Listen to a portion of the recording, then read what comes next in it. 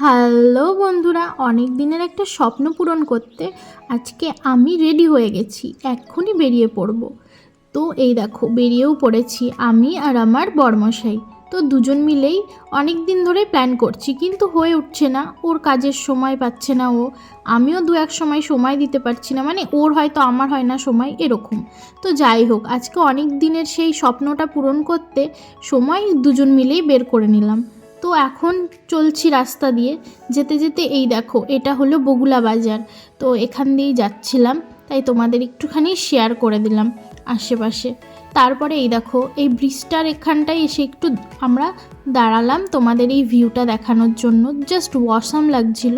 তো আমি তো ভেবেছিলাম এখানে কিছুক্ষণ থাকবো, কিন্তু বড়মশাই বলল না, অনেক লেট হয়ে যাবে, তাড়াতাড়ি করে আবার বেরিয়ে পড়লাম ওখান থেকে।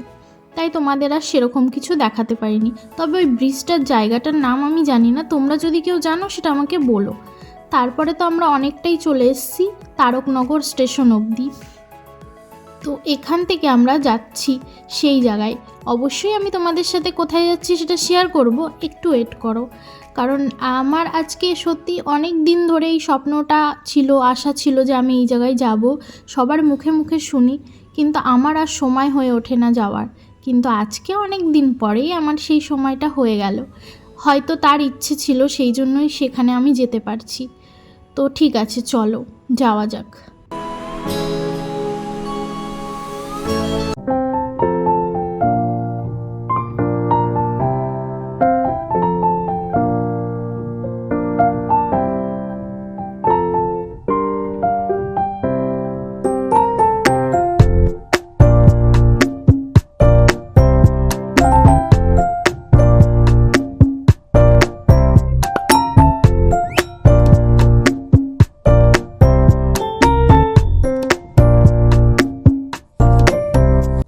তোমরা এতক্ষণে আন্দাজ করতেই পেরেছো, হ্যাঁ, এটা হলো শিবনিবাসের মেলা।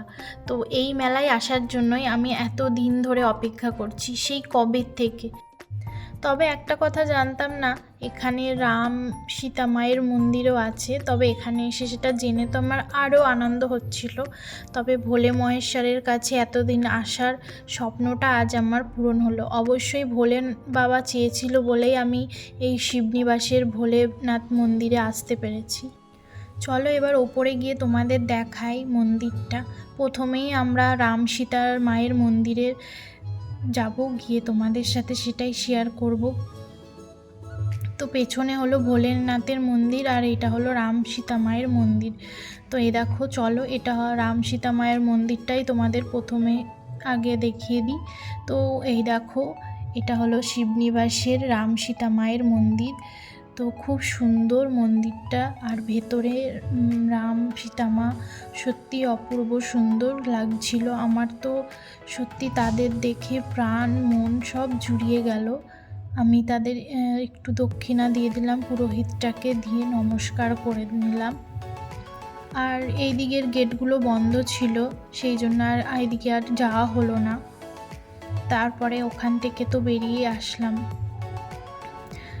এবার নেমে যাচ্ছি, ভোলেনাথের মন্দিরের উদ্দেশ্যে যাব।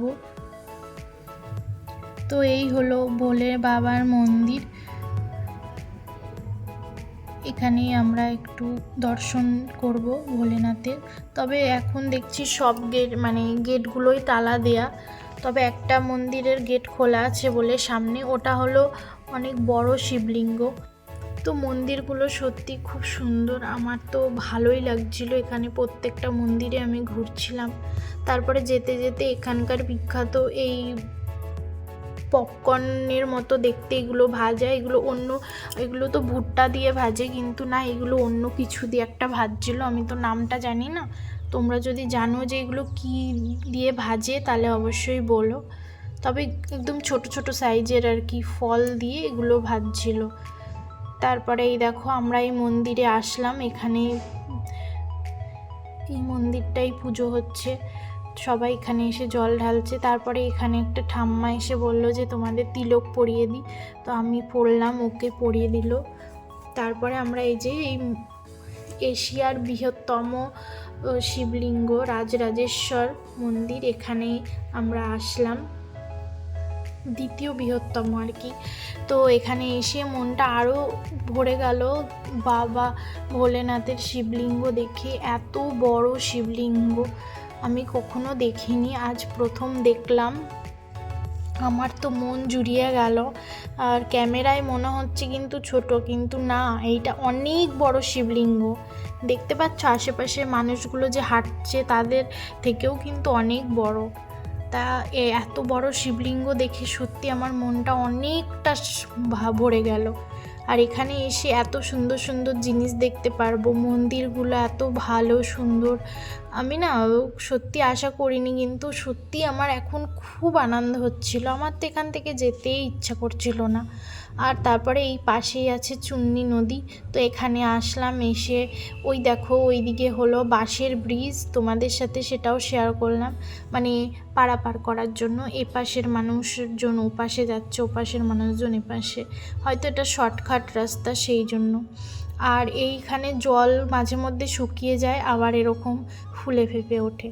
তারপরে আমরা এই যে বাঁশের ব্রিজে ভাবলাম অনেক ওই পারে যাব, কিন্তু আমার না ভয় করছিল, তাই মাঝপথ থেকেই আবার ফিরে আসলাম। চলো এবার তোমাদের এই পুরো মেলাটা ঘুরিয়ে দেখাচ্ছি। কত সুন্দর সুন্দর দোকানপাট বসেছে, সেগুলোই তোমাদের সাথে শেয়ার করব। আর এখানেও কিন্তু সেই খই টাইপের ওগুলো ভাজছে। আর আমরাও এই দেখো যেতে যেতে দেখতে দেখতে যাচ্ছি, তোমাদেরও সেগুলোই দেখাচ্ছি, যেগুলো আমরা দেখতে পাচ্ছি সেগুলোই তোমাদের সাথে শেয়ার করছি। আর অনেক রকম দোকান আছে এখানে, আর জিনিসপত্রর দোকান আছে, খাট আলমারি মানে কাঠের সমস্ত কিছুর দোকান আছে এখানে। কাঠের সমস্ত জিনিস পাওয়া যাবে সেরকম দোকানও আছে সামনে। তো আর এগুলো অনেক রকম খাবারের দোকান, অনেক কিছুর দোকান, মানে বলছি না প্রচুর। তার মধ্যে আমরা একটুখানি ফুচকা খেয়ে নিলাম। তা ক্যামেরাটা ধরে মানে এমন জায়গায় রেখেছিলাম, পরে দেখি যে আমার মুখটা উঠেছে, আমার বরমশাইয়ের মুখটা আর ওঠেনি। তো তখন হলো গিয়ে মনটা খারাপ হয়ে গেছিলো। তো আমি আর সেটা তোমাদের স্কিপ না করে তোমাদের সাথে শেয়ার করলাম। আর এই দেখো আমার বরমশাই ফুচকা খাচ্ছে। তারপরে আমাদের ফুচকা খাওয়া হয়ে গেলে এবার আমরা এগিয়ে যাচ্ছি সামনের দিকে। এবার চলো তোমাদের সুন্দরভাবে মেলাটা ঘুরে দেখাই, দেখতে থাকো।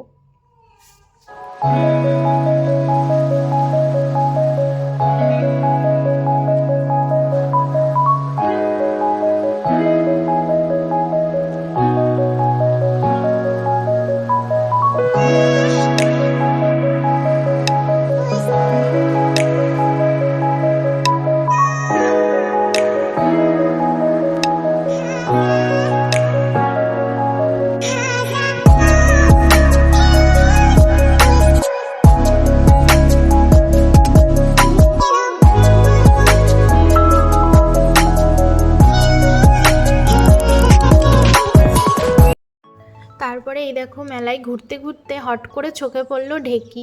সেই কোন ছোট্টবেলায় দেখেছিলাম আমি ঢেকি, আর এই দেখলাম বড় হয়ে। তো সেই কথা তো একটু একটু আবছা মনে আছে, কিন্তু আজকে একদম ভালো করে দেখে নিলাম ঢেকি দেখতে কেমন হয়। তো ভালোই লাগলো। তারপরে এই দেখো বরমশাই পিকুর জন্য এগুলো কিনছিল। তারপরে আমি আমার জন্য এই চায়ের কাপগুলো আমার পছন্দ হয়েছিল কাচের, সেগুলো আমি নিয়ে নেব এখন। তাই ভাবছি যে ফাটা আছে নাকি সেগুলো চেক করে নিতে হবে, তাই না বলো? তাই সেগুলোই দেখে নিচ্ছিলাম। আর এখানে অনেক সুন্দর সুন্দর জিনিস আছে, যদি কেউ আসো এই মেলায় আসতে পারো, খুব সুন্দর সুন্দর জিনিস আছে। তবে শিবরাত্রি অবধি কিন্তু এই মেলাটা থাকবে। এবার আমরা বাড়ির উদ্দেশ্যে রওনা হব, তাই বেরিয়ে পড়েছি মেলাটাকে টাটা বাই বাই করে। আমরা এবার বাড়ির দিকে চলে যাচ্ছি। মেলার এখান থেকে বেরিয়ে পড়েছি, আর যেতে যেতে এই মেলার ভিউটা তোমাদের সাথে শেয়ার করছি। চলো যাওয়া যাক।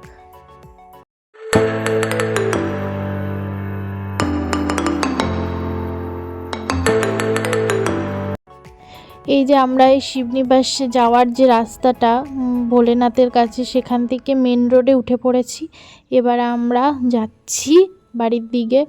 আর এখানে কিন্তু নো এন্ট্রি পড়ে, কিন্তু আমরা যেই সময় এসছি এখন নো এন্ট্রি পড়বে না। 5টা 5:30 6টার দিক থেকে নো এন্ট্রি পড়ে, কারণ এখানে প্রচুর ভিড় হয় সেই জন্যই। আর এখানে আমরা আস্তে আস্তে বগুলায় জেপি বিরিয়ানিতে এই রেস্টুরেন্টে চলে আসলাম একটু বিরিয়ানি ট্রাই করতে। বড়মশাই ওদিকে অর্ডার দিচ্ছে আর আমি তোমাদের সাথেই দোকানের সামনেটার ভিউটা শেয়ার করলাম। তো দোকানের ভেতরের ডেকোরেশনটা জাস্ট ওয়াও, দেখে নাও। আমার তো খুব ভালো লেগেছিলো, তাই আমি বসে ফোন ঘাঁটছিলাম, বড়মশাই ভিডিওটা করে দিয়েছিল। আমার তো খুব ভালো লাগছিলো এখানে আসতে, আর এখানের বিরিয়ানিটাও সত্যি খুব সুন্দর। তোমরা যদি বগুলায় কেউ আসো তাহলে এই রেস্টুরেন্টে কিন্তু অবশ্যই এসো। আর এখানে সার্ভিসটাও খুবই ভালো, আর এদের কথাবার্তা ব্যবহার আমার খুব ভালো লেগেছে। আর সত্যি মানে এত টেস্টি টেস্টি বিরিয়ানি, সত্যি খুব সুন্দর লাগলো আমার। তো এই দেখো বড়মশাই আর আমি এখন বিরিয়ানিটা খেয়ে নেব। তা বড়মশাইকে বললাম যে তুমি আগে ট্রাই করো, তারপরে আর কি আমি খাচ্ছি। তো বললো ঠিক আছে। তো বলছে দেখো মাথায় নীল লাইট পড়ছে। আমি বলছি হ্যাঁ। তারপরে ও প্রথমে একটু ট্রাই করে নিচ্ছে যে বিরিয়ানিটা কেমন। যেহেতু আমরা খেয়েছি তাই পরে ভয়েস দিচ্ছি বলে বলতে পারছি যে খুব সুন্দর। তো সত্যিই খুব অসাধারণ ছিল, আমার তো বেশ ওয়াও লেগেছে একদম পুরো। আর আমার না লেগ পিস পড়েছিল, সেই লাগছিল। আমি খুব আনন্দ পেয়েছিলাম যখন দেখলাম যে আমার লেগ পিস পড়েছে। আর চিকেন মানে যে বিরিয়ানির চিকেনটা খুবই সুন্দর টেস্টি ছিল। তারপরে তো আমরা খাওয়া দাওয়া করে বেরিয়ে পড়লাম বাড়িতে, আর কিছুক্ষণের মধ্যে আমরা বাড়ি পৌঁছে যাব। তো চলো আজকের মতো ব্লগটা এই অবধি। তো পুরো ব্লগটা কেমন লাগলো অবশ্যই কিন্তু কমেন্ট করে জানিও। ভালো লাগলে সাবস্ক্রাইব করে দিও, শেয়ার করে দিও, পাশে থেকো। Thanks for watching.